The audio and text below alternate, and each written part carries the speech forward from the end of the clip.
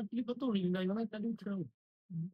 തൊഴിലില്ലായ്മ രൂക്ഷമല്ല. ആൾക്കാര് പുതിയ പുതിയ കാര്യങ്ങളിലേക്ക് വന്നില്ലാന്ന് തോന്നുന്നു. തൊഴില് ഉണ്ടാക്കുന്ന സ്ഥലങ്ങൾ വന്നിട്ടുണ്ടെങ്കിൽ തൊഴിലില്ലായ്മ പറ്റൂലോ. എല്ലാരും ഈ സർക്കാർ ജോലി അങ്ങനെ നോക്കി നിക്കണതിന്റെ ആണെന്നാണ് എനിക്ക് തോന്നുന്നത്.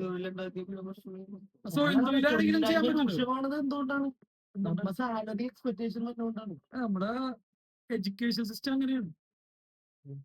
എഡ്യൂക്കേഷൻ സിസ്റ്റം അങ്ങനെയാണ്. പറഞ്ഞിട്ടില്ല, ചെറുപ്പം തൊട്ടേ ക്ലാസ്സിൽ പറയണ വലുതായിട്ട് മോൻ ജോലി എടുക്കൂലേ, വീട്ടുകാരെ നോക്കില്ലേ, അതൊക്കെയാണ്. ഇപ്പൊ പഠിക്കാൻ വേണ്ടി ഇപ്പൊ ഒരാൾക്ക് പോകാൻ വേണ്ടിട്ട് 25 ലക്ഷം രൂപ എത്രയാണ് ഞാനിപ്പോ അറിയോ?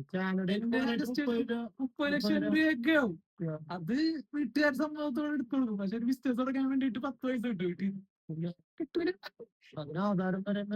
ആധാരം വെച്ച് എങ്ങനെയാണെങ്കിലും അത് അങ്ങനെ നമ്മളെ കണ്ടീഷൻ ചെയ്തു പോയി. അങ്ങനെ നമുക്ക് അതൊന്നും പറയാൻ പറ്റൂല. കാരണം ഇപ്പത്തെ സൊസൈറ്റി അങ്ങനത്തെ ഒരു മൂല്യമാണ്.